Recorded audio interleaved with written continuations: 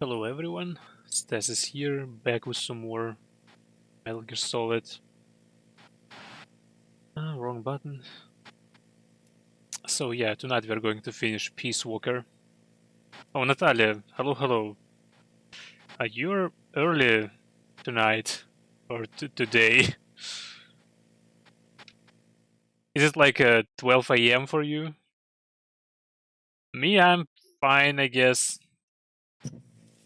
Business as usual. How about you? Because I believe it's either very late night or very early morning.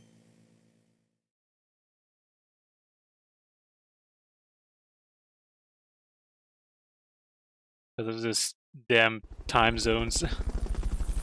Time zones are hard. Like sometimes it's a problem to coordinate with people who have like 2 hours difference with me. Very early work starts 5 AM. Oh, I see. Yeah, that's very early. Do you leave work early as well? Or no?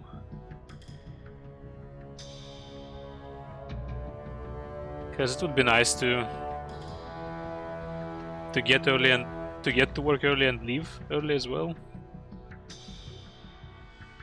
But it's not always like that, unfortunately. I wanted to do something before. Oh, what's that?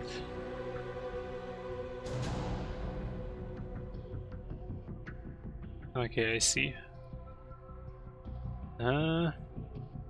12-hour day. Oh, that's long. That's too long. Well, I guess have an easy day at work. I don't know, 12 hours is a lot. How many breaks do you have? And how long the breaks are, like, accumulatively? It's a word in English. I don't know. And you'll be streaming when you get home? Really? Are you going to stream Baldur's Gate or Diablo?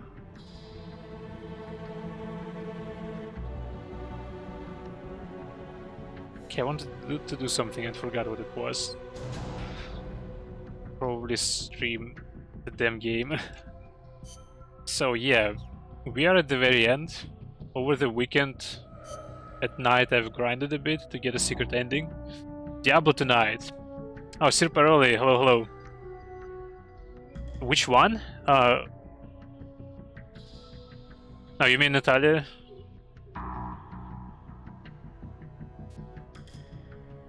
I didn't notice which level were you in Diablo? Did you get over 90? Because I believe your goal is level 100. 93, okay.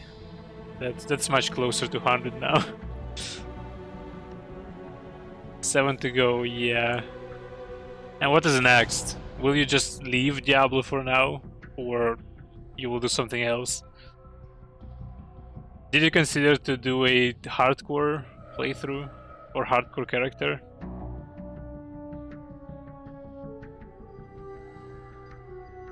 Okay, so yeah, on the previous stream we have stopped right before the first credits of the game. Before the first ending. But it has a second one, it's kind of a real ending. But to get it, you need to do a lot of side quests and a lot of boring main quests, like here. The Dawn of Search mission. We have 6 of those. So that's what I've been doing over the weekend at night. I was searching for Zadornov, I was upgrading the base, building Metal Gear. I guess we'll look at Metal Gear later. So that's where we have stopped, Peace Walker Battle 3. Snake, you have to stop that data from being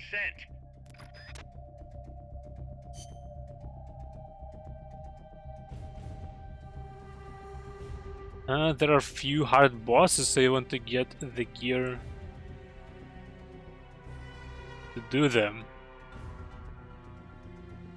Are they solo bosses or raid ones, like world bosses? Oh, hello Stein. Are you streaming tonight? Because I believe you have planned to.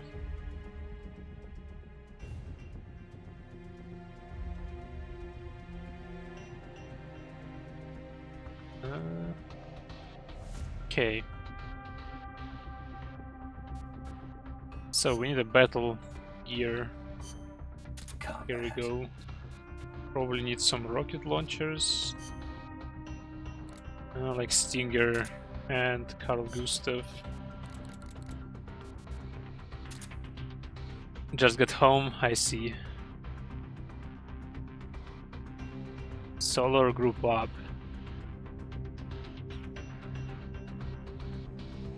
Well, yeah, I actually don't understand how people play Diablo or similar games solo. Never was a big fan of them.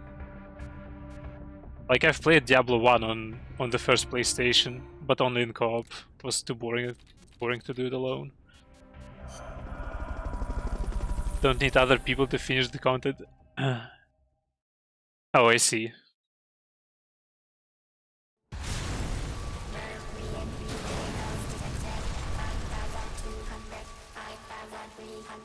Yeah, I guess you mostly played WoW, and in WoW you have to team up. For the recent content, at least. Snake, you have to stop that data Diablo from actually being works sent. in a weird way. Like, you can't really do old content properly, like with people. While in Final Fantasy XIV it's pretty damn easy. You just open Duty Finder. You can get an really old dungeon and do it with people with downscaled level and item level and stuff.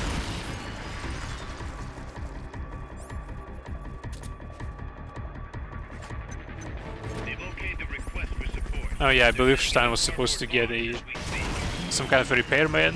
No?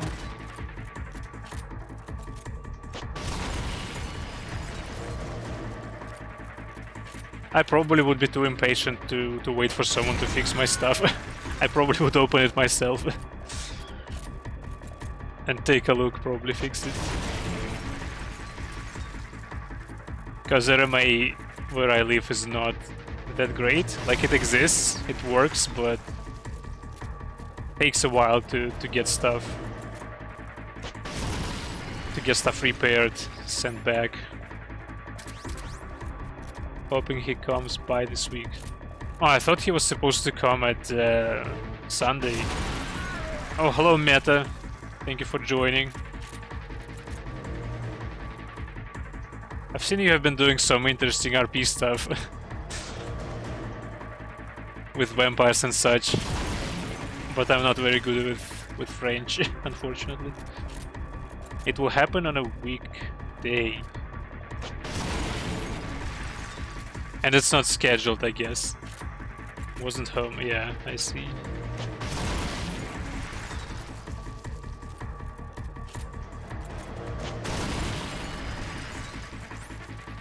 Did I run out? No, I think we are done. Hello, Honda. Thank you for joining. How's your day going? I will shut up for now.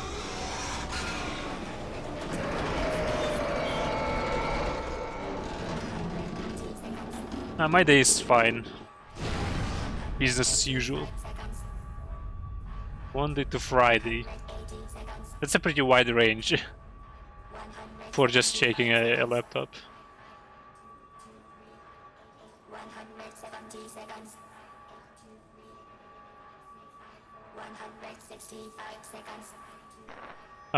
No worries, Natalia.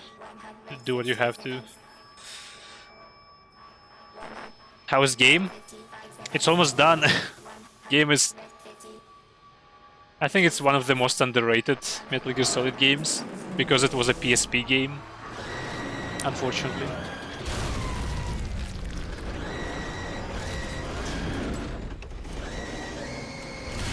Get more details the day beforehand.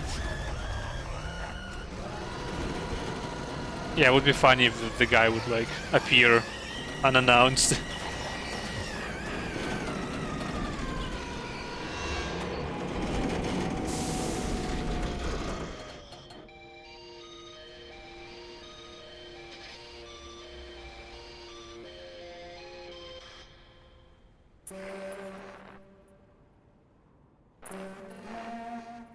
welcome meta.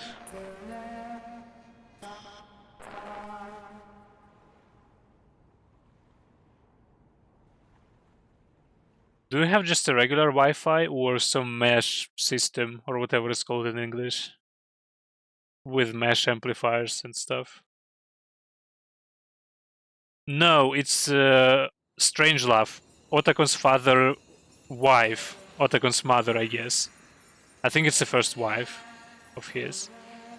Strangelove, her nickname. I think she will appear in this cutscene, if I remember correctly.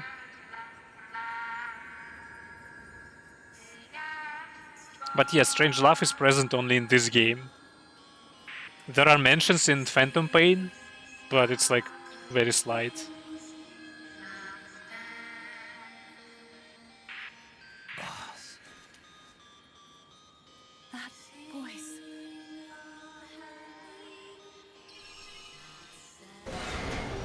What?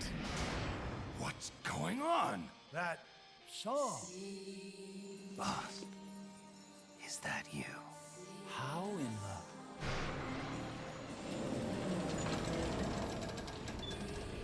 A ghost in machine?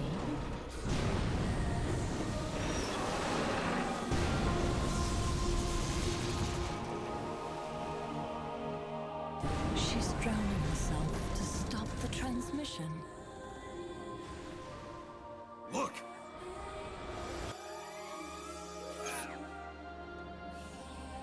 It's functional compensation. When the human brain is damaged, sometimes it recovers over time. Other parts of the brain take over the functions of the damaged parts. Mammal and reptile were patterned after different parts of the human brain. When those parts were assembled together into one, they must have become capable of functional compensation.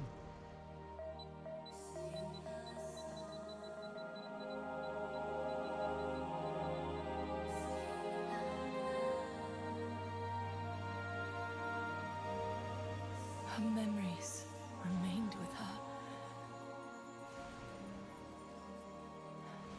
Is this her answer? The song. It's clearly not thinking rationally. It's not using its head.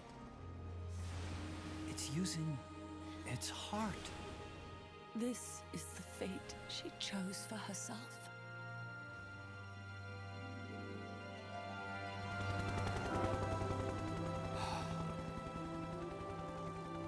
The boss's innocence has been proven. Do you hear it, Snake? Do you hear the boss's song?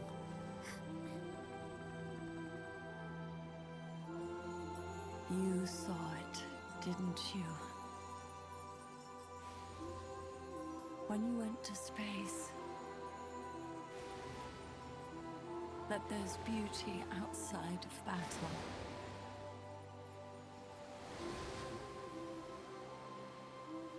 At last, I understand. In the end, it was you who put down your gun and chose instead to sing. They can all hear you. I know they can. And your will shall surely live on. That's what you wanted. So much that you gave up everything you had. But you couldn't achieve it. Isn't that right? And still, all you can do is sing. There's no peace to be found anywhere. And so, we can only keep on hoping. Yeah, this is Strangelove. Hoping for the illusion we call peace.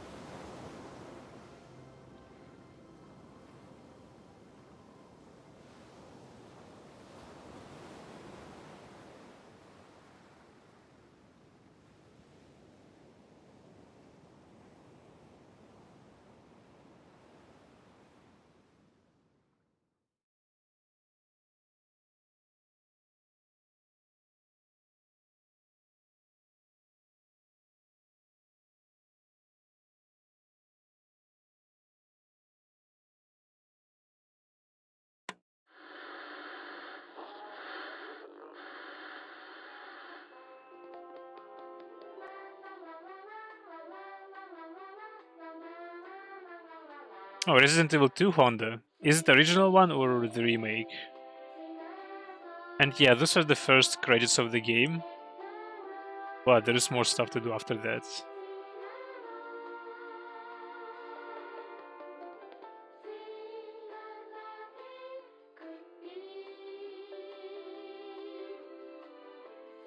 Half? I mean, Need for Speed Underground was pretty famous. Resident Evil 2 as well. Fear, Silent Hill. Not sure what Dark Omen is. CSI, I guess it's some detective game. Not sure what Dark is. Original, I see. Oh, Warhammer Strategy Dark Omen, right? The PS1 game. I've never played it, but I've heard of it. Interesting.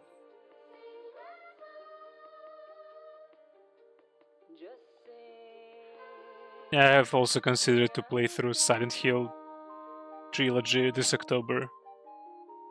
But I did Medieval instead. Medieval 1 and 2. And God of War, I think.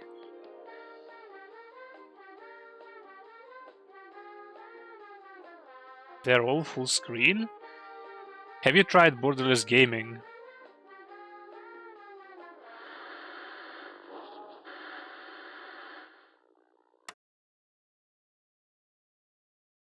And are you using the emulator for Resident Evil? Because if you do, it's most of the time it's usually like Alt-Enter and they're windowed, or you can change it in the settings.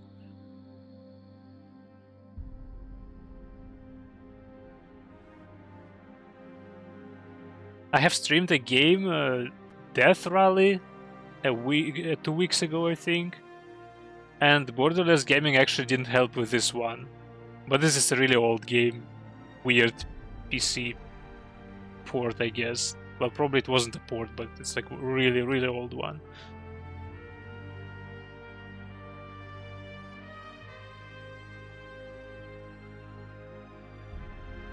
The OS version crashes when you see leaker. I mean, leakers are scary. I can't blame this thing for crashing.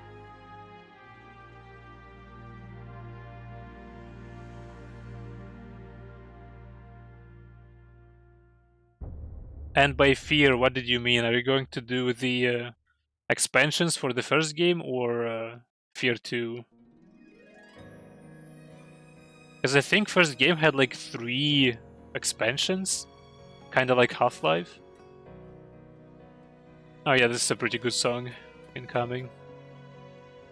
I see. Petals of white cover fields flowing in grieving tears, and all the hearts once new, owned and shattered now. Love can kill, love will die. Give me wings to fly, fleeing this world so cold. I just wonder why. Cold as a dart, now my words are frosted with every breath. Still the hate burns wild, growing inside this heart. When the wind changes course, when the stars align, I will reach out to you and leave this all behind. Oh, we just started. It's the first ending of the game. There's a real one after this. And I had to grind for it like for 2 nights to not show this boring stuff on stream. MGS is not a bad idea, Honda, I've heard. Could work pretty well.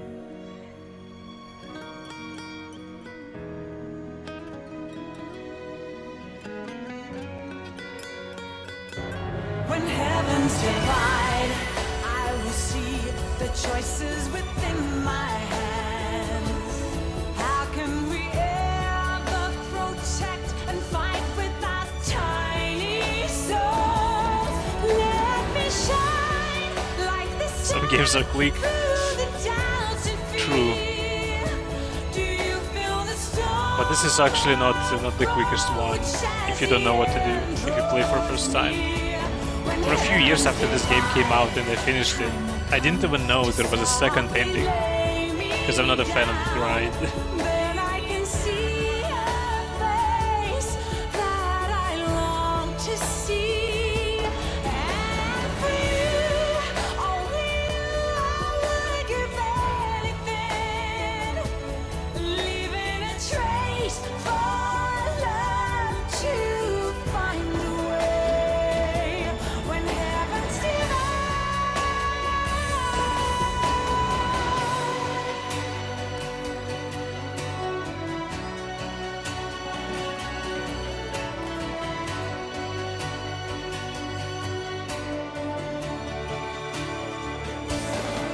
I will dive into the fire, spilling the blood of my desire. The very last time, my name scorched into the sky. When heavens divide, I will see the choices within my hands. How can we ever protect and fight with our tiny souls? Let me shine like the sun through the doubts and fear. Do you feel the storm approach as the end draws near? When heavens divide, time will come to softly lay me down. Then I can see a face that I long to see. And for you, only you, I would give anything, leaving a trace for love to find the way when heavens divide.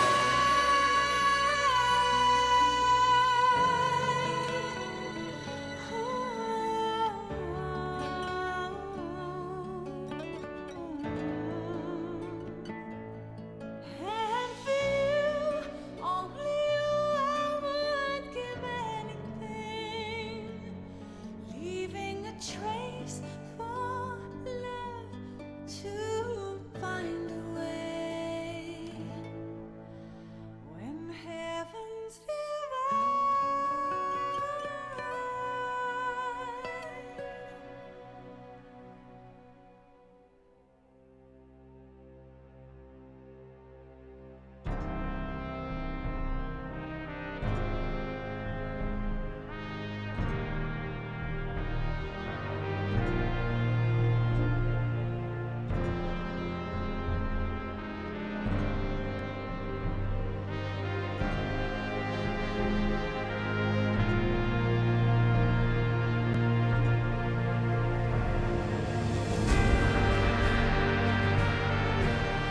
Yeah, Honda, keyboard is gonna be a torture. Those games were made for consoles, for controllers.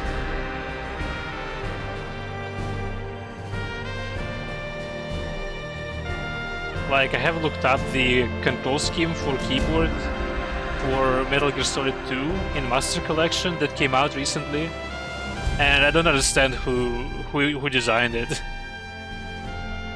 Like, I think you need to hold T and M keys just to aim your gun, and to shoot you need to press something else. Imagine. And you control the aiming with WASD.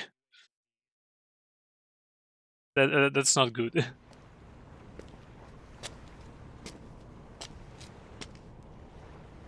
Snake, you still here? Come on. Let's go back. I'm not going back. Huh? I'm done. Snake, you don't mean... I'm done looking for the truth. What are you saying, Snake? I was wrong. Come on, boss. Everybody's waiting for you. She betrayed me, Kaz. She what? In the end, she put down her gun. when she did, she rejected her entire life up to that point, including me. What do you mean? In giving up her life, she abandoned everything she was as a soldier. And you consider that betrayal? I won't make the same choice as her. My future is going to be different. Then, Yeah, that's right. From now on, call me Big Boss.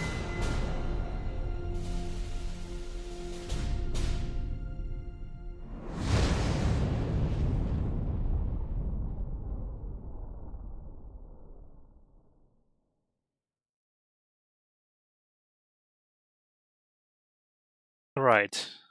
The first ending is done. Not gonna get Starfield yet, though. I mean, Q is for items. There are 2 item menus in Metal Gear Solid. One for utility items like cigarettes, night vision goggles, boxes and stuff, and another one for weapons. I guess it's E, probably. That's my guess. It's gonna be E for weapons. That doesn't sound good anyway. Oh wait, what did they do? Oh, we got back to base, yeah.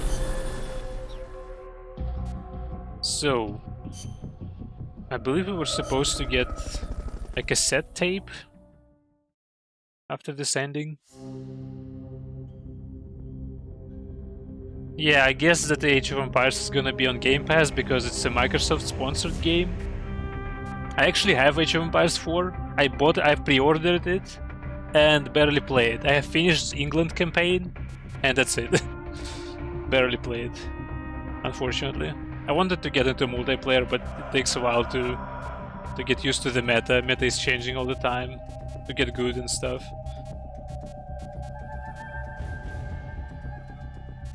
Wi-Fi is trying to kill you. That's because you don't know your Wi-Fi. You have to get acquainted better. We can do date with Paz. How's Paz doing? Okay so far.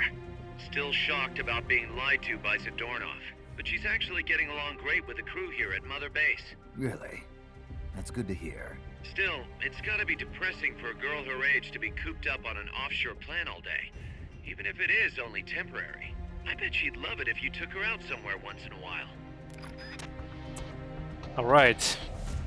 This is gonna be a tutorial. How to get a girlfriend. Girlfriend 101. I can't speak already. Doom Eternal's on Game Pass. Have you played the previous one? Where's Tuxedo? Okay. Tuxedo. Oh, we have food. I don't know if she likes food. We could try it. Do we have any other commands? Clear. So I have to pull out. That's an interesting one. Handle it, run.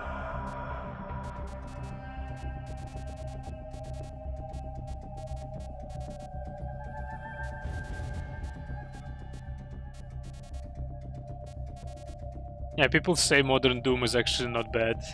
Kinda good. I didn't play it though. Here I am, rocking like a hurricane. I think we have enough lines. So, now let's check briefing files. I believe we have special audio tapes. Oh, we have Paz's tape already. Between two women. Message from Eva. Oh man, messages from Eva. I guess I will listen to them after we finish the game properly. Boss's final mission. Eva's debriefing. Let's listen to Paz. Number of warheads detected by the dew line. 57. Number of MIRVs included. Minimum 29, maximum 35. Target region. United States, East Coast. Estimated time of re-entry. 2048 Zulu. President selected attack option. Unknown. The president is dead. Unknown. Communication has been lost. I select Offutt Air Force Base as my target. Offutt? But that's a US base. What on earth do you mean? Based on the projected number of incoming warheads, Washington, D.C. is presumed destroyed. The president is most likely dead. The U.S. government's control lost. I realize that. So why not retaliate?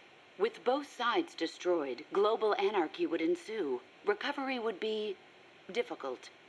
The United States' nuclear strike capability must therefore be neutralized in order to preserve the communist bloc, where government remains largely intact.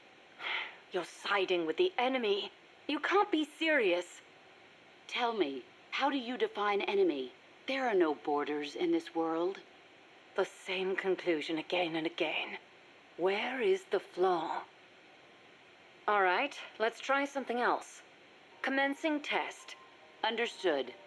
You're crossing a suspension bridge. Is this my mission? Yes, your destination is the other side. The bridge is wide enough for only one person to pass at a time. A man is approaching from the opposite side. He's carrying a gun. I shoot him. Suppose he's your husband. I shoot him. In self-defense? To spare him the grief. One must die, and one must live. Next question. Your father asks you to fix the roof and mow the lawn. When you climb the ladder onto the roof, the ladder is taken away. I fix the roof. And when you're finished, I jump down. you'll break more than bones at this height. I see no need to change my decision. I have not finished mowing the lawn. I must remain loyal to the mission. Next. There is a snake in the bushes. It is poisonous. I need you to get rid of it. I chase it back to its nest. You can't. The snake's too vicious. It's already killed many people. I chase it away. It will bite you unless you kill it. Go home. Kill me. Kill me now. Why not kill the snake? Your mission is to get rid of it. Is this what you call loyalty? What are you loyal to? Country? Ideology? Feelings? I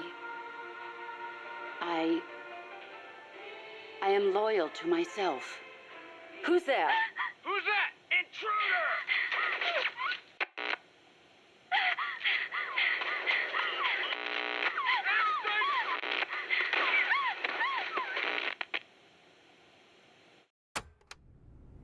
So yeah, apparently that AI was kind of faulty. Because the boss probably... Like, there was a reference to MGS3. And this AI said that he's gonna shoot the person on the other side of the bridge, while the real boss didn't do it. In the real situation. Anyway, I guess we can figure it out later.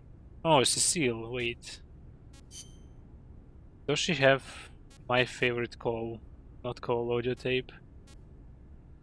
Dave the Jackal, Nuclear Test, Sartre, Vine. This is my favorite audio tape in this game. Kinda expected with that kinda questioning, I guess. Hello? Snake? Mon chéri? You've been drinking, Cecile? Can't you please do something about this pest? Who? Monsieur Miller! What's he done now? Wine. Wine? He said he thought the soldiers might tire of having beer all the time. So he's brought in some wine instead. And then he gave me a bunch. Well, that was nice of him. But the past 2 years have been bad for French wine. Perhaps it is the bad weather we have had. But whatever the case, I told him the last thing you want to be drinking right now is French wine. Well, California and Chile have good wine too. But then he goes and stocks the pantry with nothing but French wine from 72. The stuff is a disaster. Then he says, "Come on, Cecile. Have a taste of the old country. I had a terrible feeling about it. So, I decided just to taste it at first. And then again. And then a few more times. Took one for the team, huh? But when you do a tasting, don't you usually spit the wine out? But bottle after bottle, nothing but garbage. Absolute garbage. Not one half-decent bottle in the whole lot. Taste of the old country, he says. Sorry to hear that. Ugh, I cannot believe this. What will we do with all this wine? The guys aren't too picky when it comes to taste. Ugh, you sound just like Monsieur Miller. Huh? When I complained, he simply said, as long as it gets the job done. You people are such culinary savages. Allez tout vous faire voir. Somebody take me back to Paris, please. I think you've had a little too much, Cecile. This is garbage. Love her accent. May 1968. I don't remember what this is. She had another funny one, but I think it's not in the English release. There were like exclusive Japanese tapes, a few of them. Okay, let's go back to pause. Back to dating.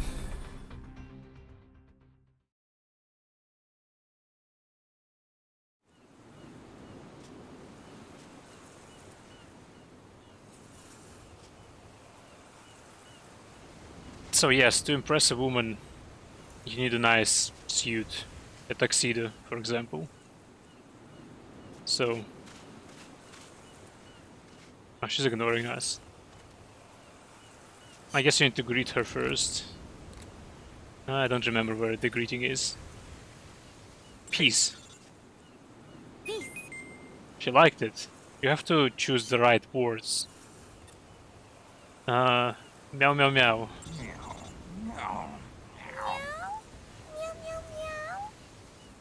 Said it's dark already. What are you shooting it at? Just at a fence or proper targets? And what kind of bow is that? Is it a modern sport bow? Or something more classic? You're pretty good. Pretty good. You have to compliment Really? the woman. I am so happy. That makes them happy. Kept you waiting, huh? No, it is okay. Don't remember, can I give her food? Probably not. Okay, what phrases do we have? Just say thank you for no reason. That works as well. Yeah! Mainly a wooden board. Not too bad, I guess. Follow me. Now some physical activities.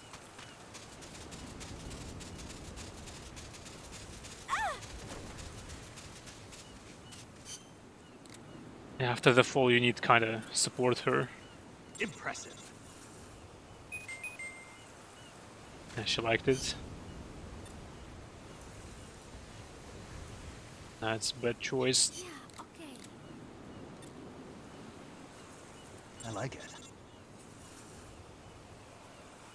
Oh, she didn't react to this? Peace. Peace. She liked it as well. She likes peace a lot. I kinda run out of phrases. You're pretty good. Yeah, she doesn't react to it anymore. Good luck. Good luck. Yeah! Bow is relatively small. I mean, Mongol bows were also small, but they were like composite. They were much better than regular English longbows because they're composite, so It's not about the size, it's about the build, I guess. Kept you waiting, huh? No, it is okay. So is she ready? Fallen Order is on the Game Pass? What's that? What is the Fallen Order? I like it. I am so happy. I think she's ready. You're pretty good. We need to test something else. Thanks. Yeah. Nah, she's not ready. Kept you waiting, huh? Thanks. Now she is. Let's test the ground. Ooh, no, that's not what I wanted. Sorry. Peace.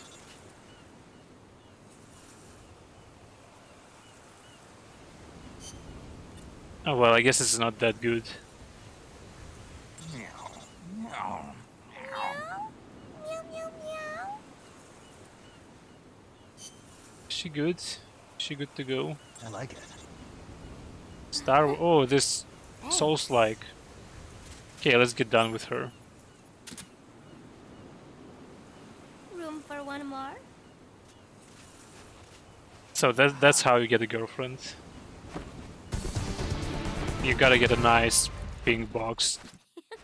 What am I going to do with you?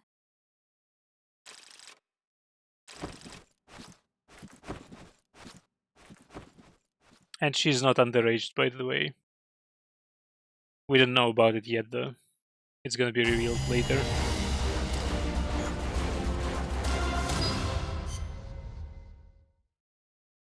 I don't know, it's an EA produced game, kinda. I have no trust in EA anymore.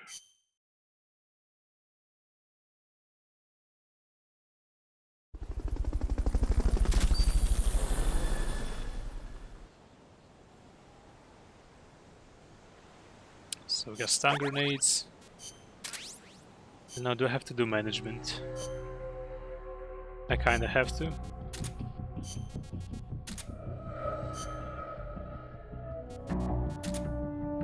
Let's see until team has too many people. I can send them all in a combat unit. Okay, good. Lime key. I don't know, what do I want? Jedi games are pretty good. Wasn't there some outrage about the latest Jedi game that it's not optimized, even for consoles? Oh, by the way, latest, I think patch 4 for Baldur's Gate actually broke the game a bit in Act 3. Like, I had lags yesterday on stream. And apparently it's not only my problem, a lot of people suffer from it. Both on PC and on PS5. Patch number 5 is supposed to come out soon. Oh right, I forgot. I can paint my Metal Gear. And then we're going to fight it.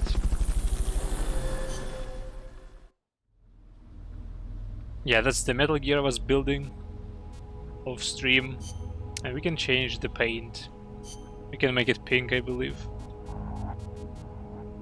Coyote brown. No, it's not pink. Here's pink. Line color.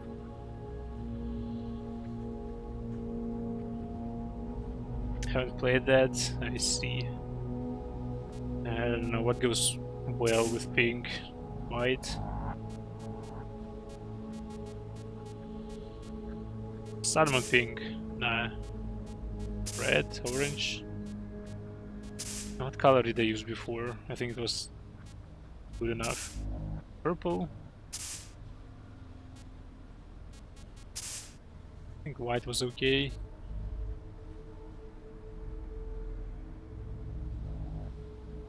Yeah, I guess.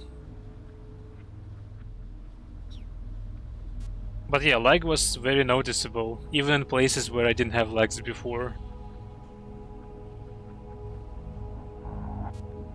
I don't know. I don't know what was the plan actually. Was there a plan? Okay, now we will fight this thing. That is the final boss battle of the game. The real ending. And after that there are a few tapes to listen to. And to start this battle you actually need to visit the very first optional mission. Commence target practice. As a special treat, you can practice freely on any of the targets in the shooting range today. Shoot away. When you're done, head over to the exit. Yeah, in this target range, the escaped main villain basically of the game is hiding right now.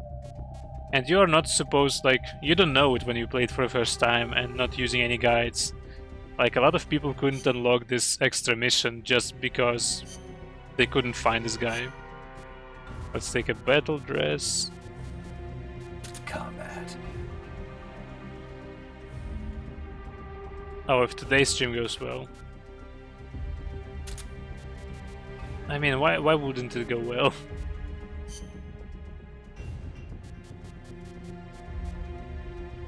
Like, you still have this some second monitor to work with, right?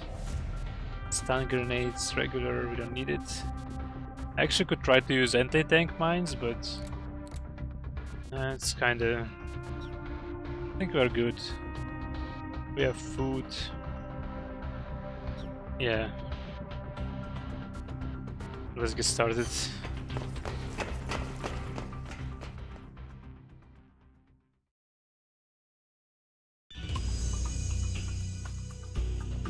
Welcome to the shooting range. Just a place for a little target practice, huh? When you're done, head over to the exit. Oh, you can hear him, he's laughing. He's right here. Right upstairs. Oh, I can't go here, what? Oh, I can, never mind. There he is. You can see him from here. He's hiding. Wonder if I can shoot him.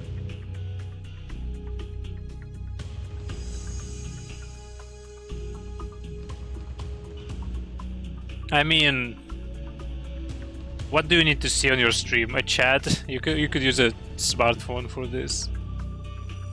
Or just Alt Tab from time to time. Well, it's not your turn, for example. Big boss!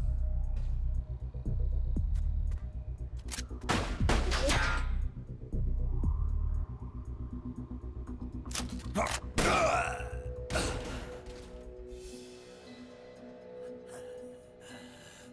work is done.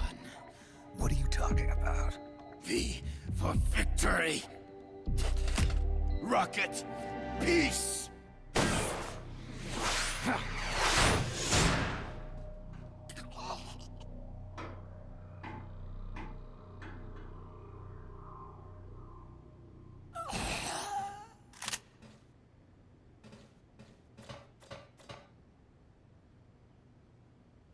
Kaz, I found Zadornov. I had to kill him. Huh. So much for a fugitive. Something's not right here. I'm thinking he had a friend. Someone inside MSF. Huh? What's going on? It's Zeke. It's moving. What? There's somebody inside. I can see them. Snake, get up here. Pronto.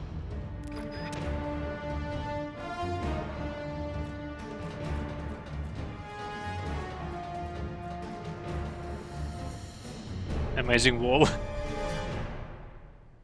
It's a good wall.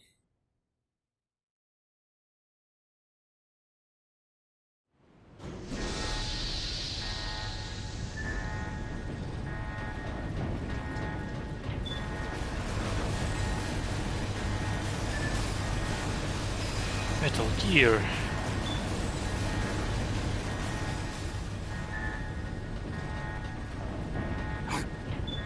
Took you long enough, big boss. Boss. Get down from there before you hurt somebody. May maybe I want to hurt somebody. What's going on? She's not herself. Oh, I am myself, all right. My true self.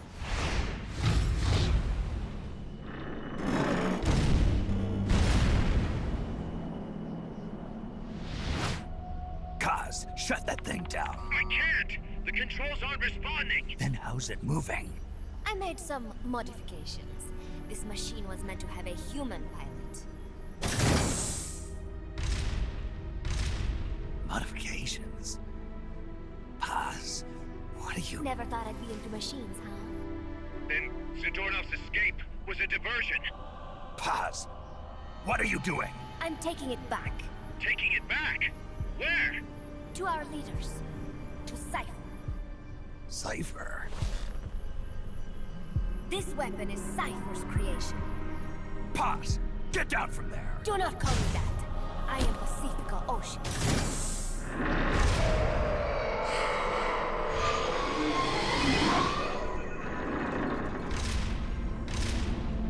My name, my age, my mission. Cypher gave them all to me. My entire life has but one purpose. To carry out Cypher's plan. The nasty tobacco. The angel of peace crap. The whole teen with a dream routine. I am through with all of it. Kaz, you can't! I told you not to call me that. It makes me want to puke. Everything is going exactly as planned. Now the real Peace Walker project is finally about to reach its goal. The real project?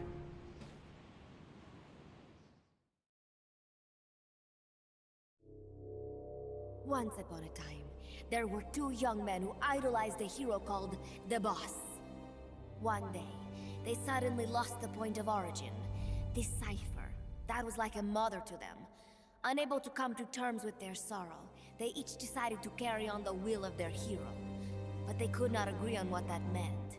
In the end, they became bitter enemies, and the Zero from which they both started was split into two. And you have been on the wrong path ever since. There is no happily ever after waiting for you in the end, unless you obey the will of Cypher. Where does an army without borders call home? A state without borders, of course. A world without borders. A world without borders. The Cold War order is about to collapse. The age of electronic intelligence is about to begin. The NSA, CSS, NRO, DIA, etc., etc. The intelligence community that has long bickered amongst itself will be united in a world governed by electrons. Cypher will gather all information, watching over the world and guiding the will of its people, all while they remain blissfully unaware. There will be no one to oppose them. For the first time, the world will be ruled by a single will. Until the new order is in place, you and your army will be the force that protects it. You will be Cypher's deterrent, pulling the wool over the eyes of the old order with your charisma and military prowess.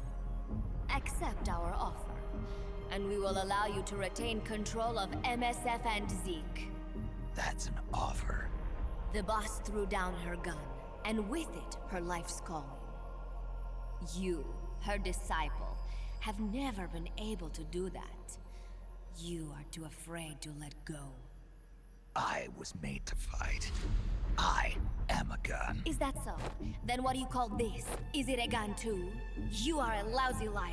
Admit it. This thing is a monstrosity. A product of your own fear. But not Cypher. Cypher thought of something different. Cypher's going to control guns. Control guns? That is right. Not deter. Control. It is the ultimate approach to the illusion of peace. Control power. You're gonna be disappointed. Then we are done. Thank you for playing. Better luck next time. The offer is rescinded. And now the ultimatum. Zeke is already in nuclear strike mode. What? I'm taking the weapon you built and using it to launch a nuclear strike on the east coast of the United States. You're insane. What are you after? But wait, here is your consolation prize. We are about to show the world just how dangerous a gang of outlaws, an army without borders can be. You and your men will become pariahs, and you will be wiped off the face of the earth. Rather than heroes, You will be seen as a well-armed extremist cult prone to indiscriminate outbursts of nuclear aggression. You will give rise to a new world order, an age of deterrence defined by its fear of extremist cult influence. Do you like the picture I am painting, Big Boss? When all is said and done, peace is nothing but a fantasy. A game is a game. You either win or you lose. All you can do is fight. Stop me if you can. The peace sign is the V of victory. Say, peace.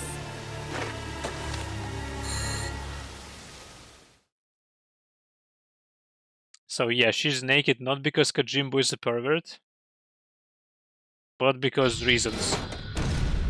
And don't ask why in previous games people didn't have to be in the water to control Metal Gears. Whatever it takes. Awaiting your orders. Stop me if you can.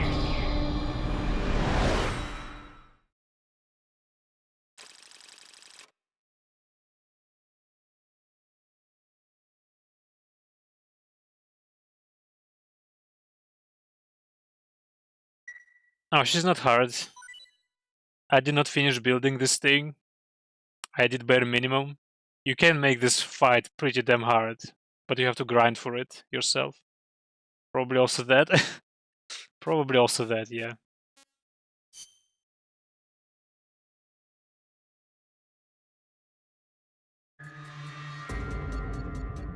Zeke battle. Here we go. And briefing? No briefings. Interesting. I mean, we're equipped. We have 2 missile launchers and the machine gun.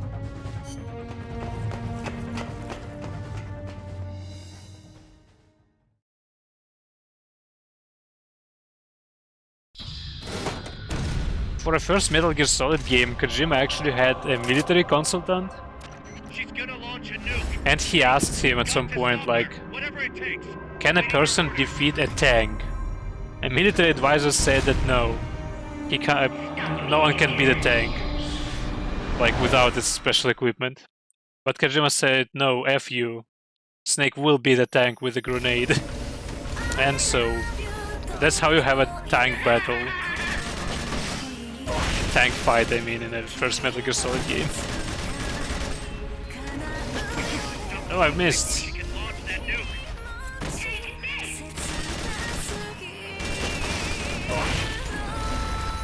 We've activated the hatches up on deck. You can use them as cover so long as they're open.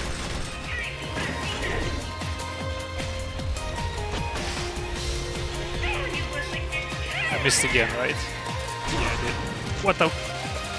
Oh, it's a railgun. Never mind.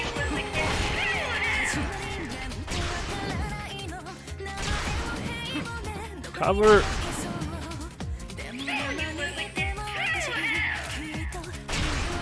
Oh, she can do that actually. Damn it, I hit myself. Oh, she's back. Gun platforms to use. The control panel is on the edge of the deck. Did that miss? How did she hit me? Okay, that's better.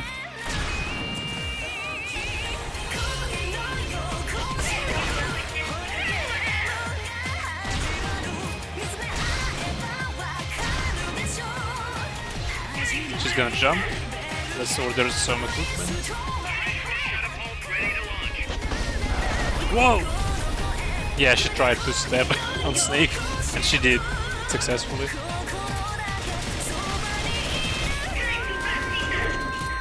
Man, she's quick. I forgot how.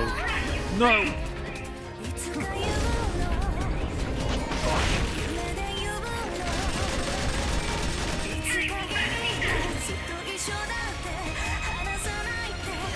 Well, tanks' weak spots, they're not weak enough for a grenade if you don't put it inside of a hedge, open hedge.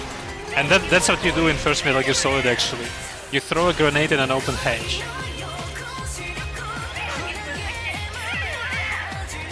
Sounds like a main.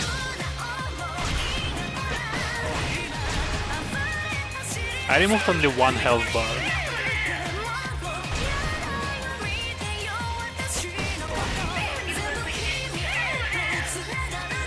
Ah, the singer. Actually, it could be a man. I missed again. Oh, no, no, no. Time to run.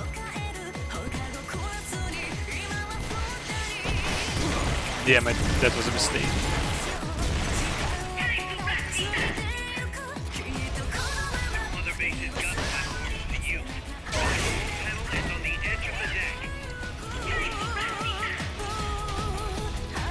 Right, weak spot. Will she hit me? I hope she will not. We can order some stuff. Oh, no, no, no. No, no, no, no. Okay, that was good.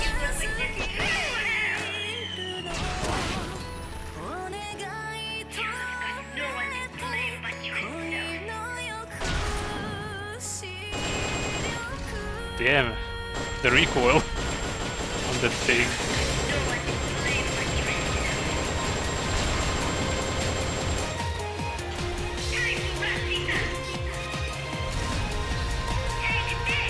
Like, yes, but it must be open. That's the hard part. Oh, we have more ammunition. I didn't notice it.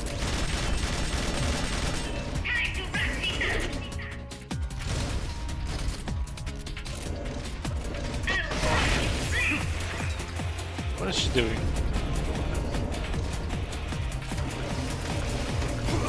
Damn it.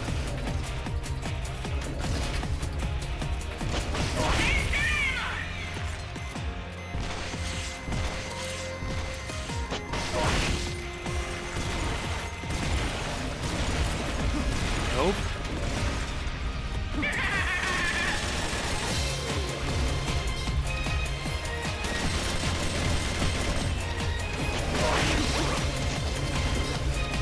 It's really hard to dodge her when she's running at you. No, no, no. Now where did she go? Up there.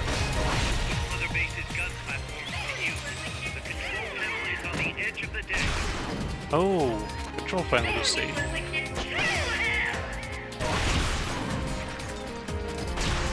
Can I reach it? No, she's gonna jump.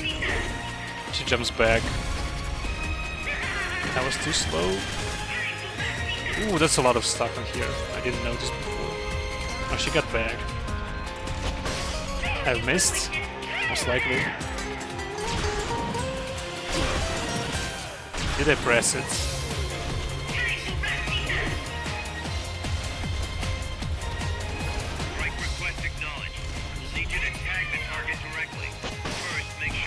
Oh no, missiles!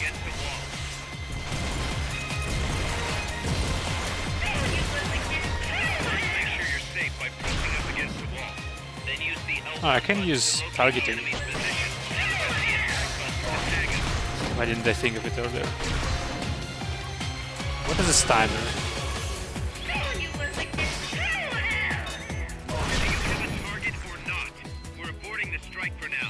Oh, I needed to order a strike, I guess. It's not that easy when she's shooting at me.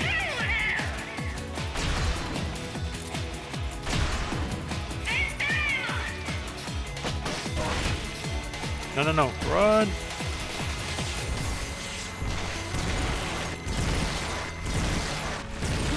That was a mistake? Oh no, it's fine.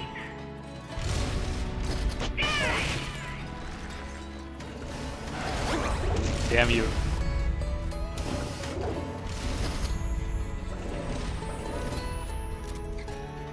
Can I hide underneath her? I can try.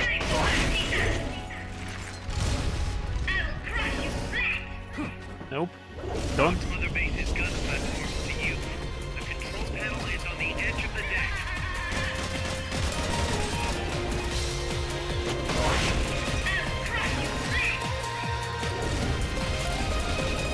It's actually easier to be underneath her. Supplies, please. Transport catapult ready to launch. How did it hit me?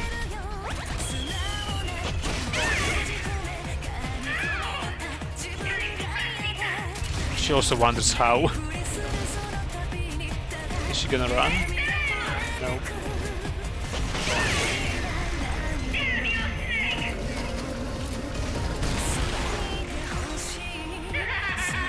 Oh, did they interrupt her attack? Oh, we need to drink some tea. Our psych is getting low.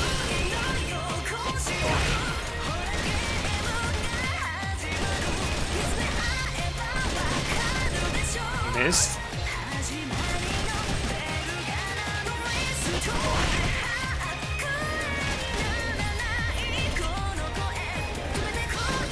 Come on, step on me.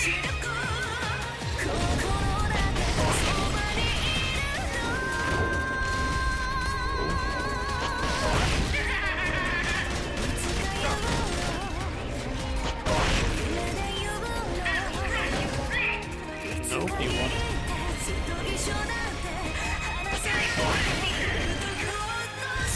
I could try to use the artillery again. Request acknowledged. We'll need you to tag the target directly. Tag the target first. How do I tag it? Hold the L1 button and press the attack button. Supplies are loaded in the transport catapult. Fire away. Shoot! Other base's gun platforms to use. The control panel is on the edge of the deck. Oh, that's how. Okay. That's right. Strike request acknowledged. We'll need you to tag the target directly. First, make sure you're safe by pressing up against the wall. I have to get ammo. First, make sure you're safe by pressing up against the wall. Then Oh, use she the missed. L1 button to locate the enemy's position, and press the attack button to tag him.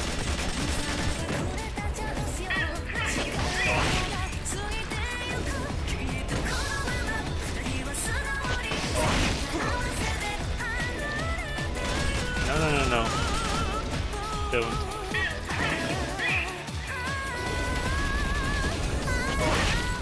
I hit myself, okay.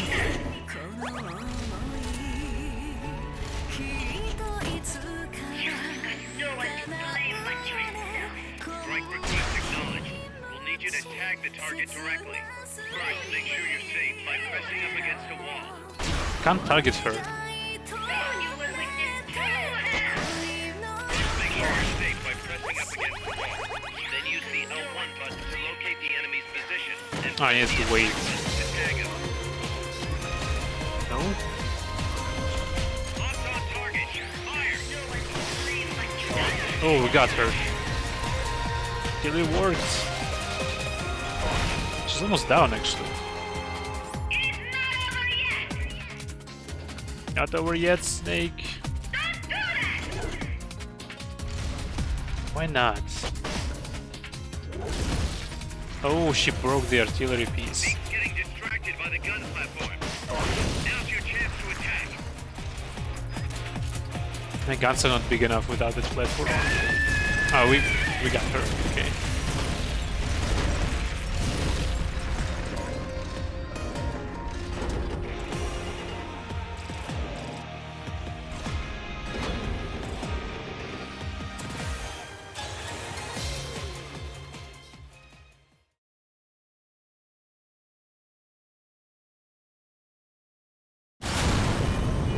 It is no use. Zeke is out of my control. This is where it ends. Listen to me, Big Boss. As long as your army is needed, the world will never know true peace. The peace you will know will be fleeting, illusory. They will use you, disgrace you, and then finally discard you like they were a cancer to society. This is the path you have chosen.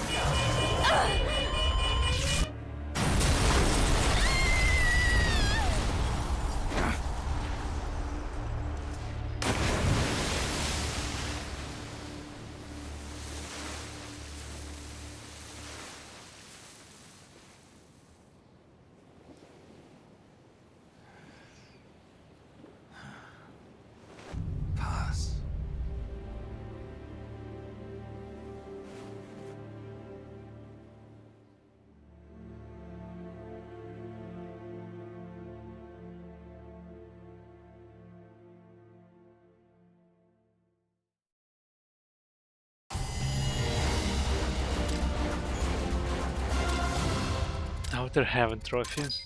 Or achievement, whatever. Who would have thought that little girl was working against us? Tell me about it. She had everybody fooled, me included. Can't believe I didn't pick up on anything. Snake, there's no point in beating yourself up over the past. But hey, maybe you should put in some practice against Zeke in case this sort of thing ever happens again. In any case, I need to go talk to Dr. Strangelove. Zeke still isn't ready. Huey!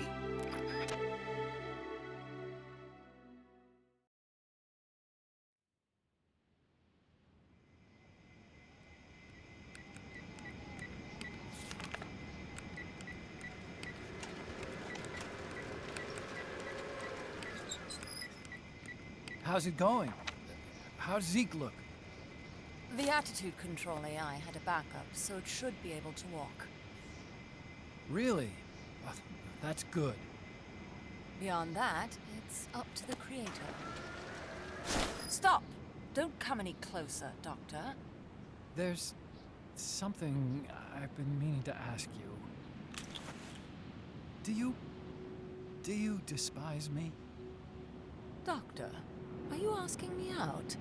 No, not at all. No? Pity. Because I've just had my heart broken by someone else. What? I only like those who can stand on their own. If you fancy me, then come walk with me. Who knows what miracles might happen. Love is blind after all.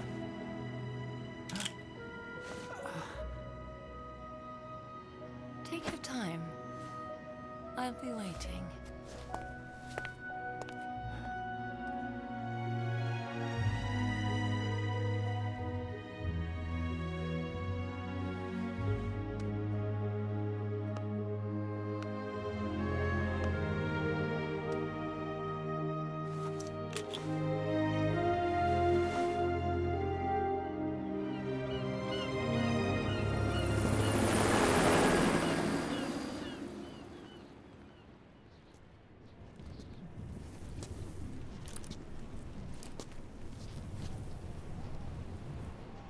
Snake!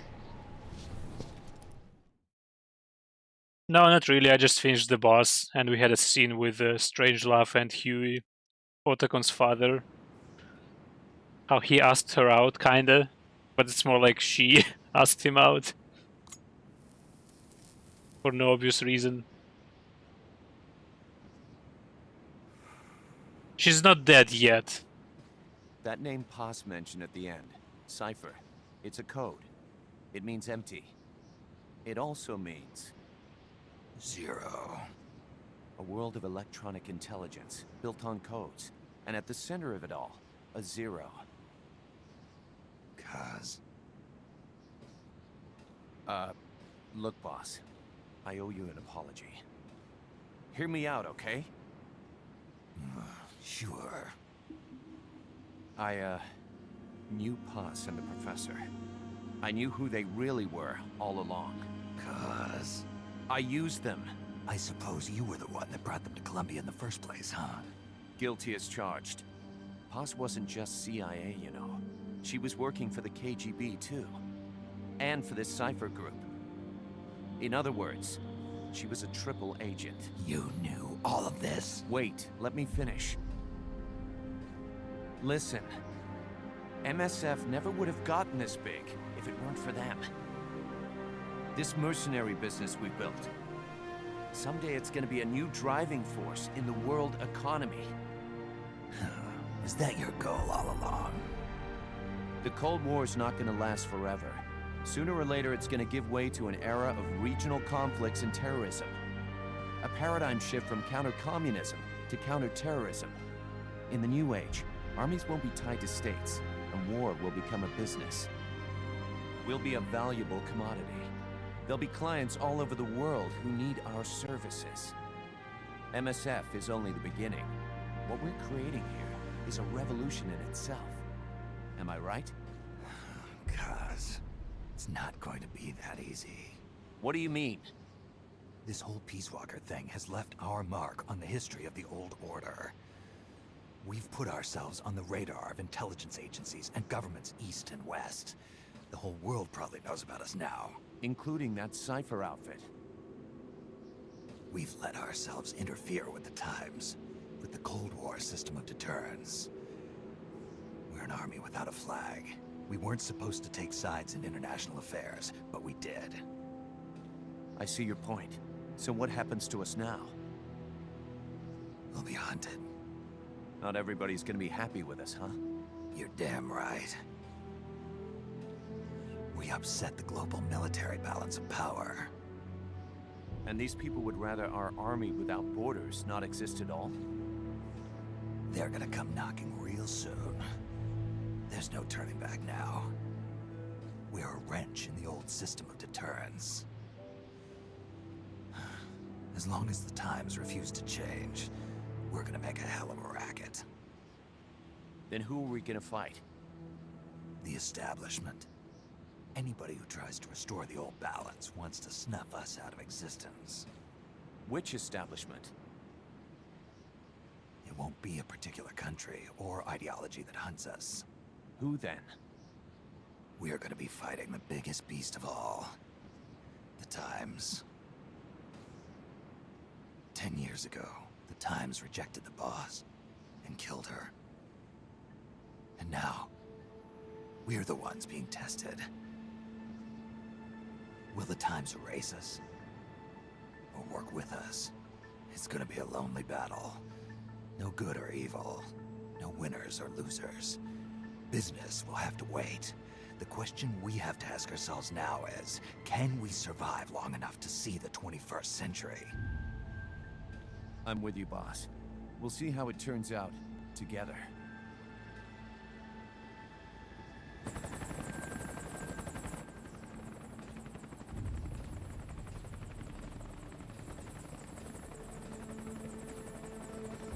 The hunt is on, Kaz. And the whole world's on our tail. Assemble the men.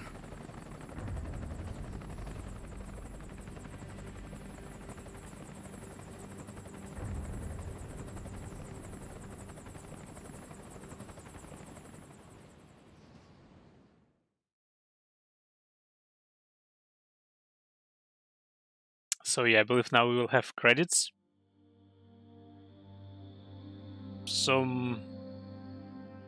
Yeah, we will have one after the credits scene and Paz's audio tapes where she tells what was going on with her. How did she end up here? Why? What for?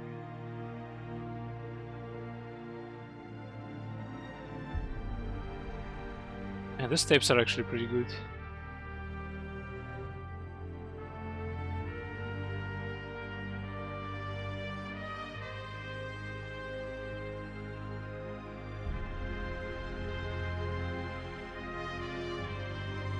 Gorbachev comes to power in the Soviet Union. No.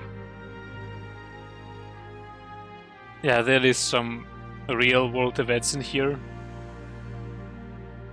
to make the game look a bit more believable, I guess. Yeah, Miller was found assassinated in his home during the Metal Gear Solid, the first game. It's this blonde guy, Miller. He was murdered later. Petals of white cover fields flowing in grieving tears, and all the hearts once new, owned and shattered now. Love can kill, love will die. Give me wings to fly, fleeing this world so cold. I just wonder why. Cold as a dog, now my words are frosted with every breath. Still the heat burns wild, growing inside this heart. When the wind changes course, when the stars align,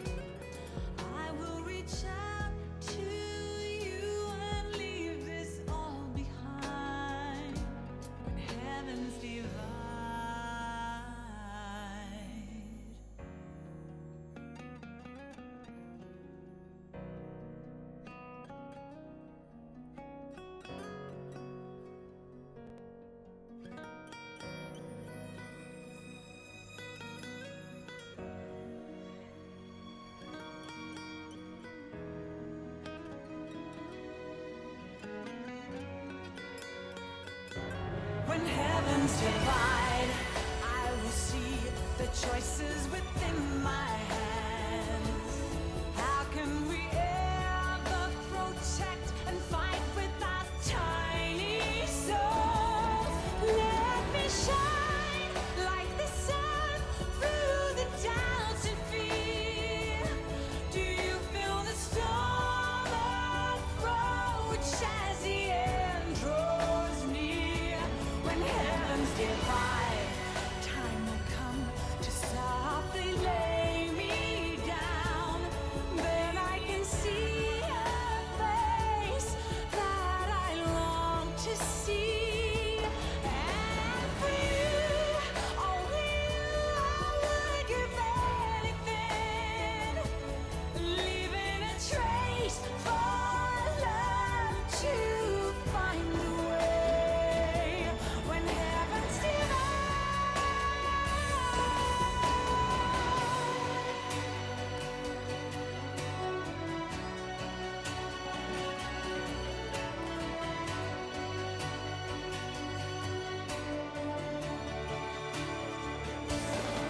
I will dive into the fire, spilling the blood my desire. The very last time my name scorched into the sky. When heavens divide, I will see the choices within my hands. How can we ever protect and fight with our tiny souls? Let me shine like the sun through the doubts and fear. Do you feel the storm approach as the end draws near? When heavens divide, time will come to softly lay me down. Then I can see a face that I long to see. And for you, only you, I would give anything, leaving a trace for love to find the way. When heavens divide.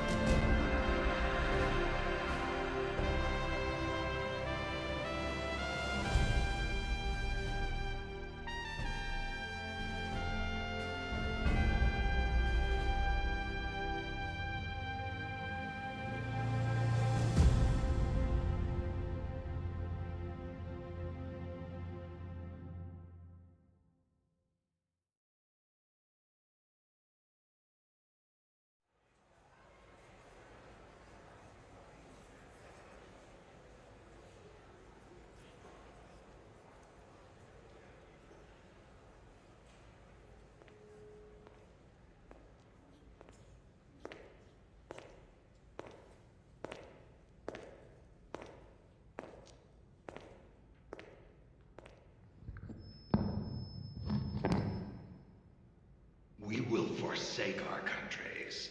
We will leave our motherlands behind us and become one with this earth. We have no nation, no philosophy, no ideology. We go where we're needed, fighting not for country, not for government, but for ourselves. We need no reason to fight. We fight because we are needed. We will be the deterrent for those with no other recourse. We are soldiers without borders, our purpose defined by the era we live in. We will sometimes have to sell ourselves and services. If the times demand it, we'll be revolutionaries, criminals, terrorists. And yes, we may all be headed straight to hell. But what better place for us than this? It is our only home, our heaven and our hell. This is outer heaven.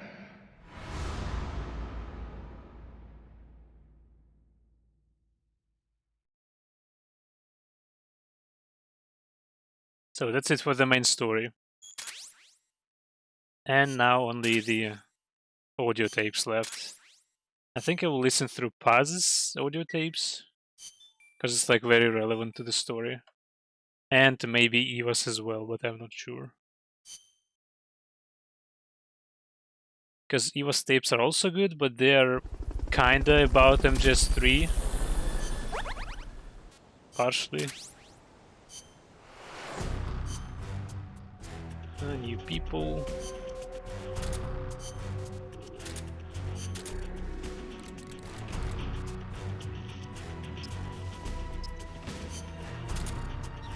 Okay. Now we can... Well, it doesn't matter. I'm not gonna play it anymore. Probably. Not anytime soon. At least now I have a save with a bunch of stuff unlocked. On PC. So yeah, tapes. Let's listen to them.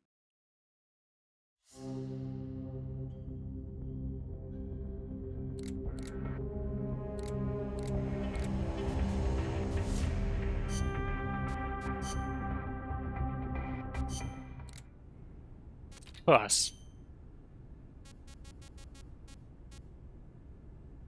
Oh wait, is it here?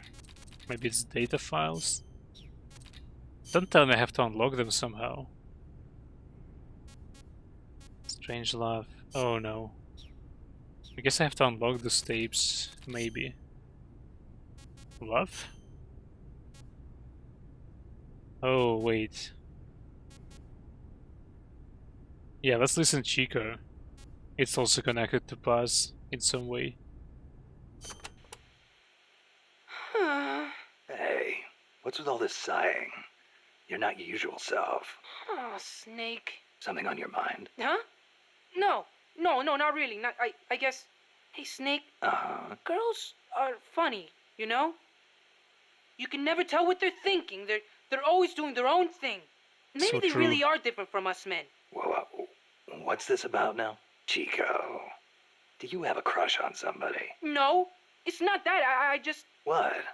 Go ahead, you can talk to me. Whenever I talk to Paz, my heart starts pounding and everything I say comes out wrong. Paz. I guess she is pretty close to your age. That ever happened to you, Snake? Well, sure. Happens to everybody. How do I talk to her? That is a tough one. Why don't you try, talking to her like you talk to everybody else? No, it doesn't work. I freeze up every time I'm around her. Our eyes meet and my face starts burning for some reason. It's like living on the battlefield. You just have to get used to it. You're nervous at first, but the more you're out there, the more natural it feels. Get your courage up and go talk to her more often. Oh, okay. Man, girls are more full of mysteries than UMAs. Oh, you got that right.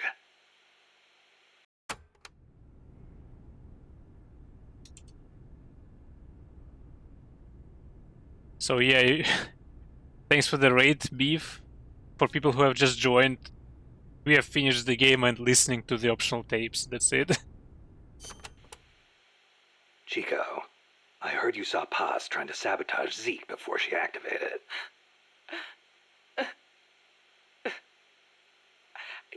I should have stopped her. If only I hadn't run away. I could have captured her before she got inside. If I'd done that, she'd still be here. She was carrying a gun. Probably trained to use it too. Don't blame yourself. You couldn't have stopped her anyway. You were unarmed. Could have at least talked to her. If I'd promised not to tell anyone, Paz wouldn't have gone and done what she did. It's just I was so shocked. I panicked. Ran away. Chico, when you saw Paz, she was trying to sabotage it, right? Huh? Well, yeah. And right after that, she took control of it, tried to make me surrender. Something doesn't add up. Why would she sabotage Zeke when she was about to use it against me? What? Her actions were inconsistent. Even for a spy. If she wanted to destroy Zeke, she could have done it and run away. But if her goal was to steal Zeke, she'd have no motive to sabotage it. I don't know. Maybe your seeing her caused her to change her plan. I don't get it.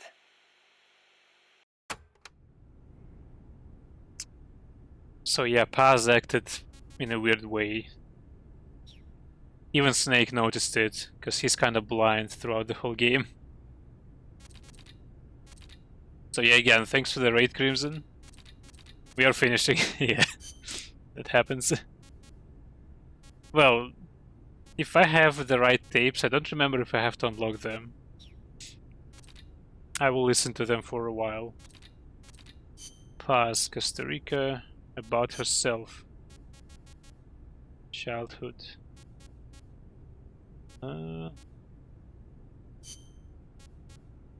Mine base. I think it's not that. It's not what I need. Or maybe those tapes are from Ground Zeroes. I forgot. Maybe they are. Let's check again. And we still have Cecile, Wanda. About herself, Zeke. People, who are people? Huey, Cecile, okay. Never mind.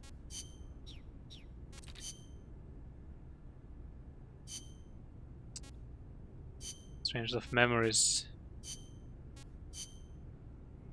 Yeah, we can listen to Eva, I guess. Eva is also nice. She told me everything.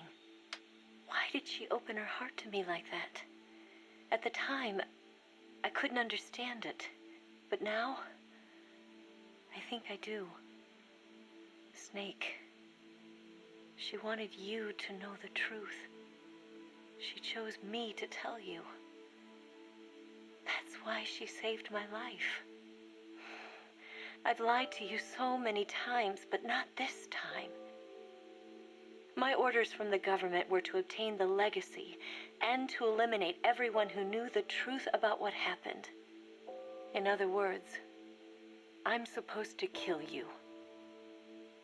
But I can't do it. Not because we loved each other, and not because you saved my life, but because I made a promise to the boss. And I intend to keep it. I just wanted you to know. And you have to live. Snake, listen to me. She didn't betray the United States. No, far from it. She was a hero who died for her country. She carried out her mission knowing full well what was going to happen. Self-sacrifice, because that was her duty. The boss's defection was a ruse set up by the U.S. government. It was all a big drama staged by Washington so they could get their hands on the philosopher's legacy. And the boss was the star of the show. They planned it so that they could get the legacy that Colonel Volgan inherited and destroy the Shagohod at the same time. Only a legendary hero like the boss could have earned Volgan's trust. Finding out where the philosopher's legacy was hidden was to be her greatest mission. Everything was going according to plan. But then something happened that no one could have predicted. Colonel Volgan fired an American-made nuclear warhead at Sokolov's research facility. Khrushchev demanded that the US government provide proof that it wasn't involved. They couldn't just abort the operation to steal the legacy. So the operation itself was greatly expanded and revised. The authorities in Washington knew that in order to prove its innocence, they'd have to get rid of the boss, and that one of their own would have to do the job. The public couldn't be allowed to find out about it. Not ever. This, they concluded, would be the best way to keep the whole thing under wraps. The boss wouldn't be allowed to come back home alive, and she wouldn't be allowed to kill herself. Her life would be ended by her most beloved disciple. That was the way the government wanted it. That was the mission she was given. And she had no choice but to carry it out. Her death, at your hands, was a duty she had to fulfill. Out of duty, she turned her back on her own comrades. A lesser woman would have been crushed by such a burden. The taint of disgrace will follow her to her grave. Future generations will revile her. In America, as a despicable traitor with no sense of honor. And in Russia, as a monster who unleashed a nuclear catastrophe. She will go down in official history as a war criminal. And no one will ever understand her. That was her final mission. And like a true soldier, she saw it through to the end. But I think she wanted you, of all people, to know the truth. She wanted to live on in your memory, not as a soldier, but as a woman. But she was forbidden to tell you herself. And that's why she told me. Snake, history will never know what she did. No one will ever learn the truth. Her story, her debriefing, will endure only in your heart. Everything she did for her country. She sacrificed her life and her honor for her native land. She was a real hero. She was a true patriot.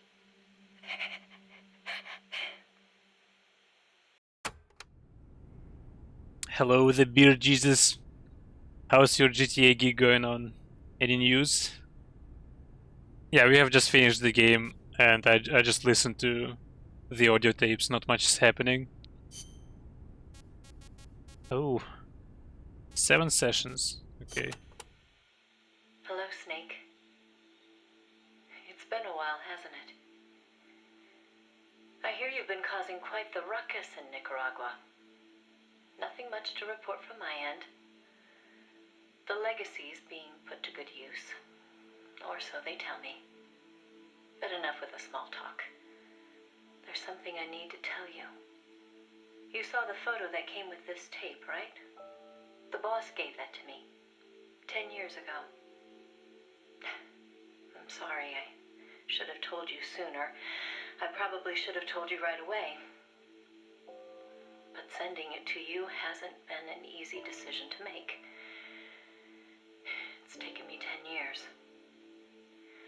Once you've heard what I have to say, you'll understand why. That photo belonged to her. I know what you're thinking. What does she have to do with this? You've probably seen it 100 times in the press already. Obviously, it's of the Mercury 7, the first group of American astronauts, the heroes of Project Mercury. But there were actually 8 people in that photo. One of them was edited out, erased, without a trace. That 8th astronaut, the one airbrushed out of existence, that was her, Snake. Now, why did they need to keep her existence a secret? What were they trying to hide? The answer goes back even further. 17 years ago. It was the height of the Cold War. The Eastern and Western blocs were racing to develop space technology to match their nuclear arsenals. In 1957, the Soviet Union launched Sputnik 1, the first artificial satellite. The Americans were stunned. They'd been led to believe their country led the world in science and technology. That shock quickly turned into fear.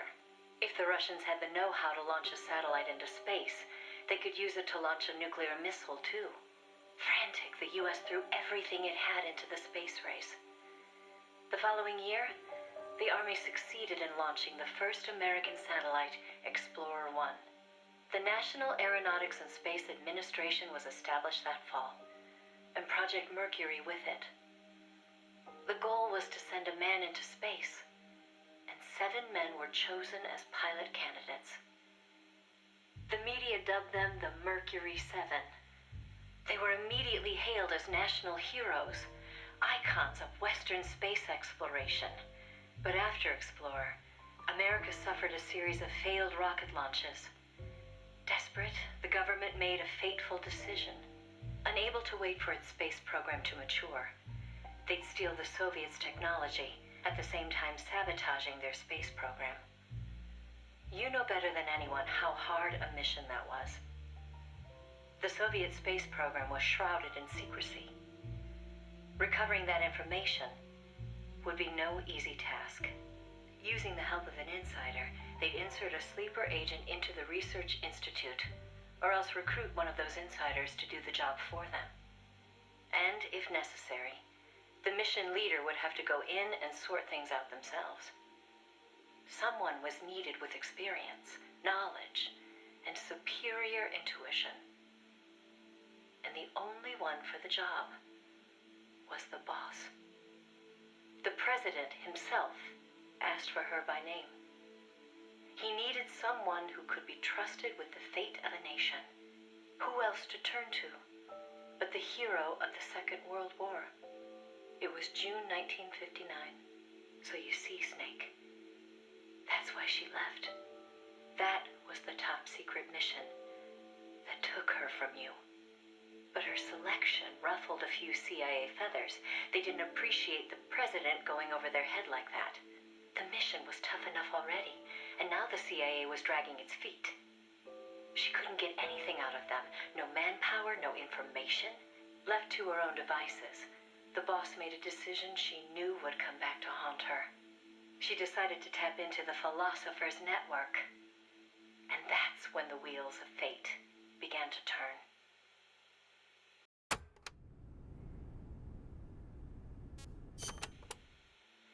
The Philosophers were a secret society of power brokers formed in a pact between the US, Russia, and China in the early 20th century. Of course, by that time, the American and Soviet branches had already parted ways. But there were those among the remaining Russian philosophers not entirely happy with the one-party communist state. The boss reached out to them. She arranged clandestine meetings in Berlin, hoping to find a way into OKB-1, the Soviets' premier design bureau. She worked tirelessly to win their sympathy, in some instances using huge sums of cash, in others by helping them over the Berlin Wall. It was a dangerous game to be playing. The Philosophers had everything on her, and not just information either. She'd given birth to a child on the battlefield, only to have them immediately snatch it away. I know she told you that story. If that child was in the hands of the Soviet philosophers, she'd be putting more than just herself in danger.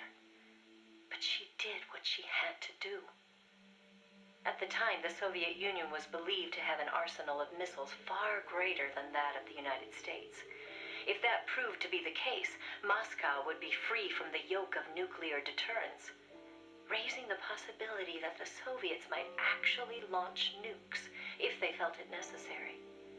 As you know, the so-called missile gap turned out to be a Soviet bluff. Moscow had gone to incredible lengths to perpetuate the lie. In fact, the whole space race was really just a part of an elaborate ruse. Only we didn't know that at the time. She used to joke that even she swallowed the whole missile gap story, hook, line, and sinker. She put her life on the line, for the sake of her country, to prevent nuclear war. And it was because of her sacrificial efforts that America succeeded in placing a sleeper agent inside OKB-1. NASA began to receive huge volumes of technical data from the Soviet program. By the end of 1959, they'd succeeded in sending a chimpanzee named Sam on a ballistic rocket flight. The rocket never left the atmosphere. But all the same, it was a huge success for NASA, restoring confidence in its technology. Then, just when the operation was starting to produce results, the CIA came calling. "You're a war hero," they said. "No need for you to dirty your hands with this sort of black ops. We'll take it from here." In effect, they wanted to reap the rewards for themselves. But the boss didn't object. "My part is over," she said.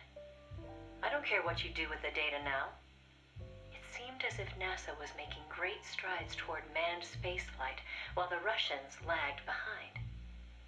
They even got a report from their mole at OKB-1. "The safe return of Sam has sent our scientists into a panic," he said. Soon afterward, the Soviet Union sent an animal of its own into space on Sputnik 2, the dog Kudryavka, better known to the world as Laika. But Laika was fated never to return to Earth. The U.S. can recover its spacecraft from the ocean upon re-entry. But the Soviet Union only borders the frozen Arctic. They had to bring their spacecraft down on land. How could they soften the impact enough to bring a living creature back safely? The agent reported that the Soviets hadn't yet found a solution to that problem. The plot to sabotage the Soviet space program seemed to be working, too. First, they tampered with Sputnik 4's re-entry. Then, 2 months later, one of their rockets exploded on the launch pad. They did manage to send 2 dogs into orbit aboard Sputnik 5 and return them safely to Earth. But the agent dismissed it as a fluke. Dogs, sure, but humans? They didn't have the technology. Everybody believed it. Everybody was complacent. Everybody. Except the boss. There was something about the Sputnik 5 schematics they were getting that didn't seem right. Some kind of ejection device on the capsule that didn't quite belong. She couldn't figure out the reason why it was there. What was it supposed to eject? NASA shrugged off her concerns. They figured it was probably meant to eject the flight recorder in case of an accident. The boss pleaded with them to investigate, but the CIA wasn't having it. They probably thought she was trying to reclaim some of the glory for herself. The boss wouldn't give up. She decided to head to the Soviet Union herself, alone, without any backing from the CIA. By the beginning of the next year, 1961, she'd succeeded in infiltrating OKB-1. That's when she saw the truth, for the first time.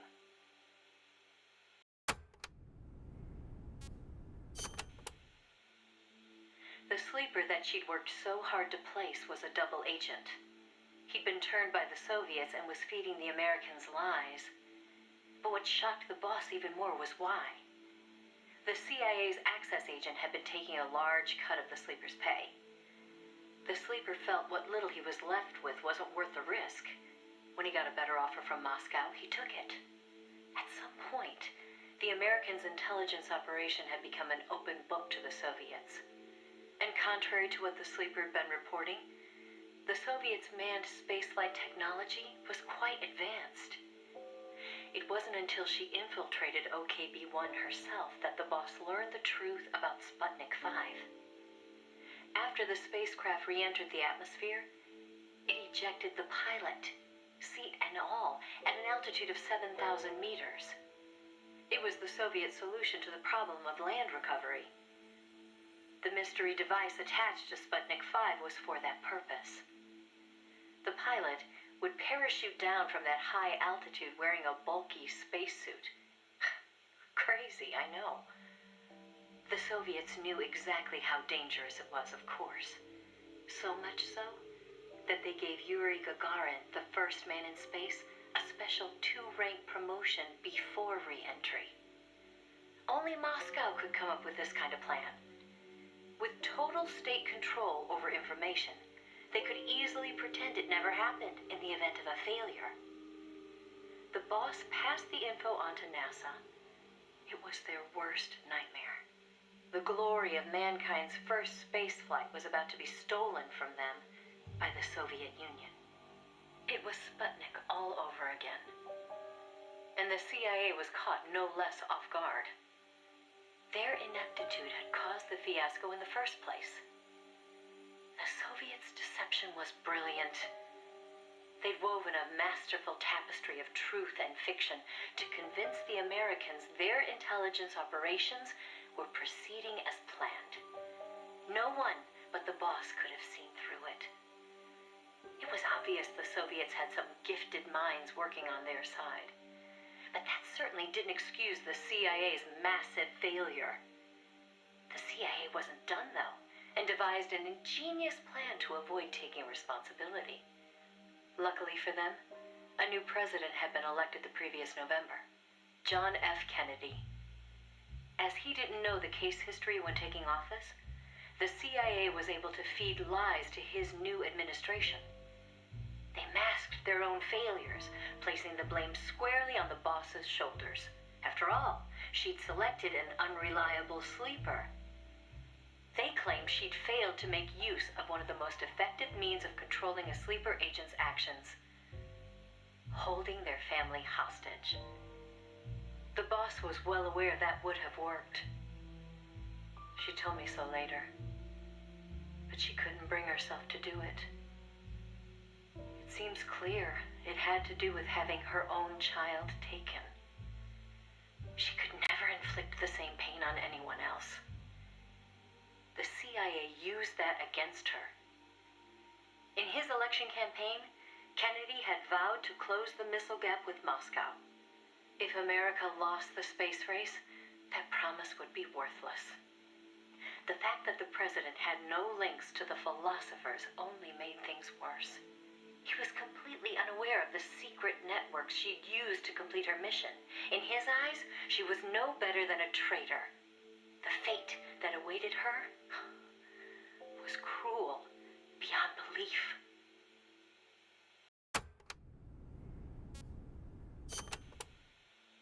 The order came down from above. The boss would take the official blame for the sleeper's betrayal. More so, she'd serve as the guinea pig for NASA's manned spaceflight program. By then, NASA had gotten as far as sending a chimp named Ham into space. Now came a whole battery of ground tests to pave the way for a human to take its place. High-G tests, zero-G tests, spacesuit tests, simulations in pressurized oxygen environments. Some of the tests were highly dangerous, too dangerous for the Mercury 7, who were by then already media darlings. So the boss was made to stand in for them. She could have refused the order, argued her side of the story against the CIA, but she didn't. The way she saw it, her military experience made her a potentially valuable asset to those tests. She felt it was her duty to accept. She soon proved herself right. The boss was more than just a guinea pig. She drew on her experience to give the staff focused advice exactly where it was needed. NASA's space program took off again. At the rate they were going, putting a man in space seemed within reach. The higher-ups at NASA were impressed with her talents. They took to calling her the 8th astronaut, the Mercury Lady. The photo I sent you was taken around that time. I suppose maybe they were planning to use it as propaganda, the world's first female astronaut. But then, just as things were looking up, they hit a new snag. The government told them to add a window. There were no windows in NASA's spacecraft back then. Ham never saw the stars around him. But Washington insisted. Their sources told them Soviet spaceships had windows. Space exploration as a form of propaganda in itself. After all, what was the point of sending a man into space if he couldn't tell the world what he'd seen? Most of all, though, they simply couldn't have the Russians doing something they couldn't. It was sheer madness, and everybody knew it. NASA was already facing impossible deadlines. Now they were adding yet another element of uncertainty to the mix. Installing a window would both weaken the spacecraft and make it harder to shield the occupant from cosmic rays. They weren't about to put their Mercury 7 golden boys in that kind of danger. So the boss was chosen as the pilot instead. Even if she made it up into space, she was given less than a 20% chance of returning to Earth alive. But she took it in stride, even helping them make the necessary design changes to the Mercury capsule. It was like going to work every day at NASA to make her own coffin. Then, without warning, the US received intelligence that the Soviets had moved their Vostok spacecraft to the launch site. The launch was set for the following day, April 12th, 1961.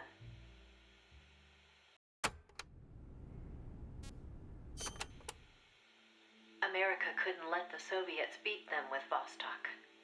NASA was forced to cut short the testing process and move the launch date up. They pulled out all the stops to get it scheduled for the earliest hours of the next day. The spacecraft would be launched from Cape Canaveral in the dead of night. For the flight path, they chose a course that would take her as far east as possible. She'd be able to see the Earth in daylight from the window, at least for a little while. The boss climbed into the Mercury capsule, having completed less than 80% of the regular flight procedures. Both the timing and the flight path were risky, and testing was far from complete. But NASA had no other choice. The boss, for her part, never expected to come home alive. She was going on a one-way trip, the American version of Laika the dog. And yet she went all the same. Someone has to be first, she said. If fate has chosen me, then I accept, for my country, for the balance of the world. That's how she saw things. My chances may be slim, but I'll take them. I've accepted my fate. If anyone can get through this, I can. Then, on April 12th at 1:30 in the morning, the boss entered space. It was nothing short of a miracle. First, that she'd made it in an incomplete spacecraft. And second, that her flight coincided almost exactly with Gagarin's. As the sun rose over the horizon, and cosmic rays began to bombard her through the window, she saw the Earth. I think you've heard the story before. It was a world without borders, a perfect jewel. All nations, all ideologies. They seemed so far away. It almost made her laugh, knowing that they'd risked so much to beat the Soviets by a few short minutes. If she'd seen Vostok from her window, she probably would have waved. But the two spacecraft were destined for very different fates. Gagarin circled the Earth and returned to the Soviet Union, safe and sound. The Mercury capsule, on the other hand, deviated from its planned re-entry angle. The addition of a window had thrown the capsule's aerodynamics off balance. The boss's coffin veered wildly off course and began to plunge earthward.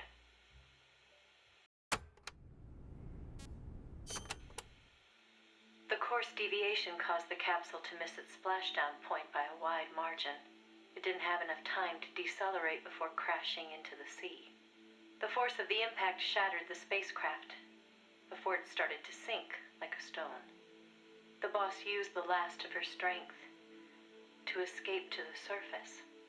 Her body was covered in bruises and scorched by radiation. It was a miracle she was still alive. She slipped into a coma and didn't regain consciousness for 6 months.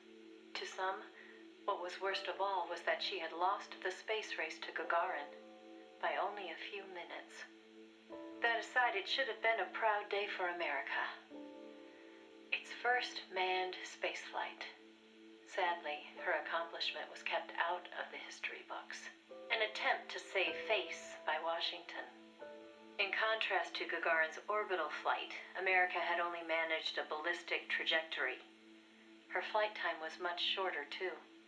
And most importantly, the Soviets had brought back both spacecraft and pilot safely.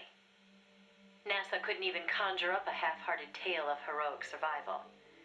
The coup de grace, though, was the Soviet propaganda campaign that kicked into gear after the flight. The Earth was blue. Those were the words of Gagarin on his return, and the whole world was listening. In the blink of an eye, Gagarin was an international celebrity, earning accolades from every corner. It was a PR coup for the Soviet Union. Meanwhile, Washington could only grit its teeth in silence. They decided there was no value in making the boss's flight public, that it would only make matters worse. So they buried it instead, labeling it a dark mission. NASA and the CIA did everything in their power to erase all traces of the boss from Project Mercury. The result was the photo you see before you. Not a bad job, huh? Not only did they expunge her flight from the records, they denied that she ever existed. And that wasn't the end of it. As an alibi, the military claimed she'd taken part in the CIA's botched Bay of Pigs plot to take back Cuba. And when the boss was finally well enough to return to service, they wouldn't take her back. She was forced to go underground. In the public eye, the boss was still a hero of World War II. In reality, though, she was anything but that. She was a non-person, fit only for the blackest of black ops.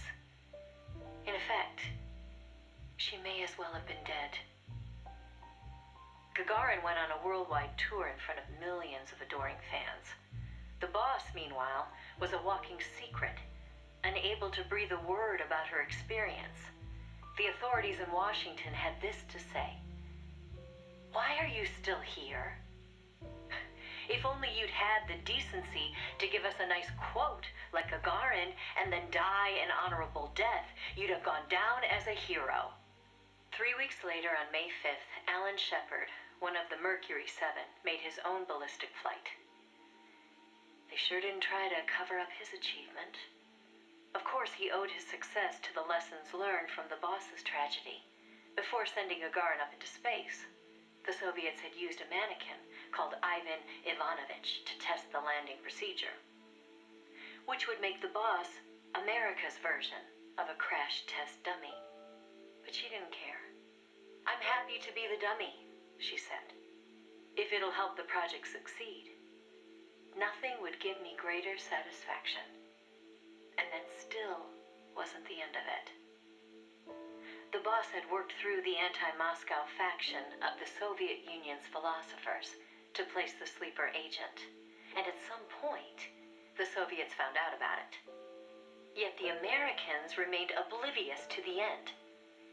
Even the philosopher network the boss plugged into never tipped them off to the double cross. That could only mean one of two things. Either the pro-Moscow philosophers had intervened, or the anti-Moscow philosophers had been turned. Either way, it was a situation their American counterparts couldn't stand. To preserve the philosopher's good name, and to repay her debt, so to speak, the boss once again made her way into the Soviet Union. There, she found herself face to face with the Soviets' own agent.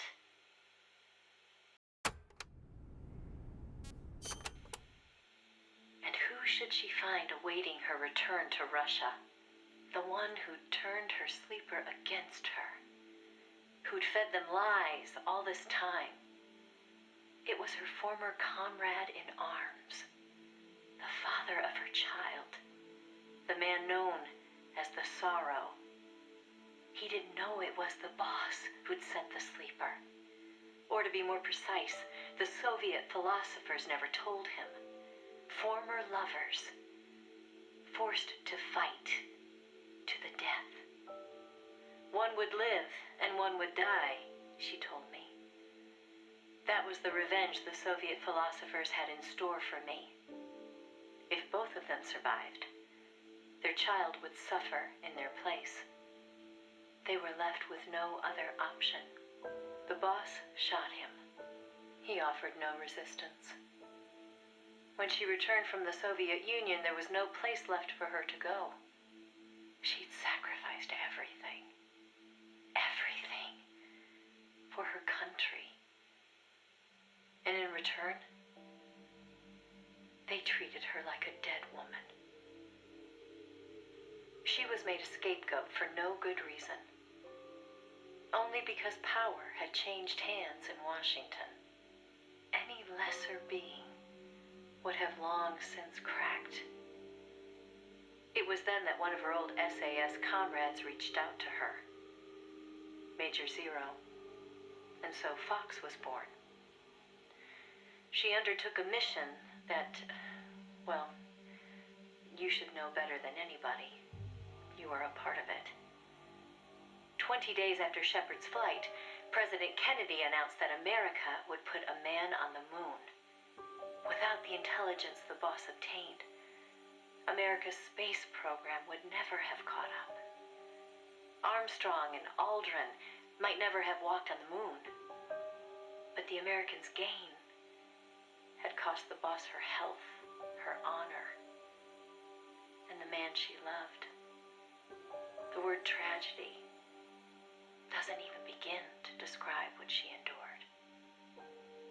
The Soviets continued their manned space flights, and in 1963, Valentina Tereshkova became the so-called first woman in space. It said they took their cue from NASA's long-buried Mercury Lady project. And so that, Snake, is the mission that kept her away from you for so long. Now, I know what you're thinking.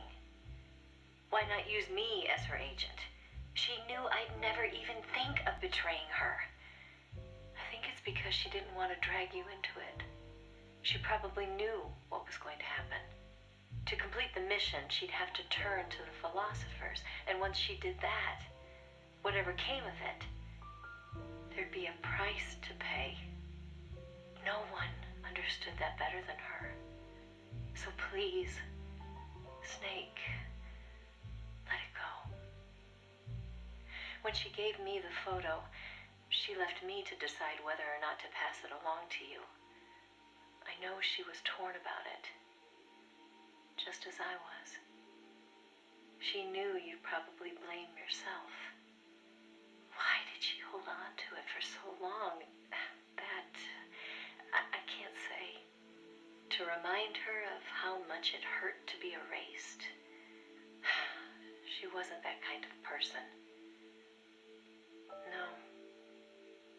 I think she meant it to be a message to you. She had her identity, her life, taken away. But she wanted you, of all people, to know the truth. Snake, you've probably already figured this out, but it's no accident that I'm only now sending you something I've withheld for so long. A little bird tells me you recently made a big decision. You and the boss are different people. I understand that. And I'm not trying to second guess you. I simply wanted you to know what she saw, how she felt. That's all. Keep it with you, Snake. Keep it deep inside. don't ever forget the path she took. Because you and I are the only people on this earth who know the truth. Boss, I'm sorry, but I can't. And that's it. We are done with Peace Walker, finally. So yeah, thanks to Crimson Beefcake for the raid.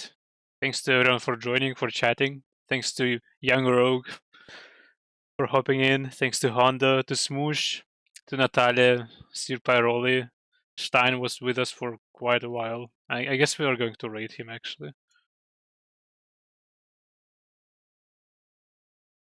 Yeah, Honda, thanks for joining, for chatting. Stein. Here we go.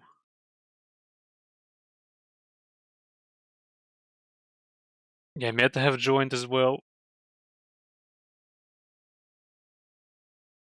Yeah, thanks to Beer Jesus. Why Meta is twice in beef? I don't get it. But anyway. Thank you for joining, Smoosh. So yeah, we're going to Rage Stein. Again, thanks to everyone. Have a good one and take care.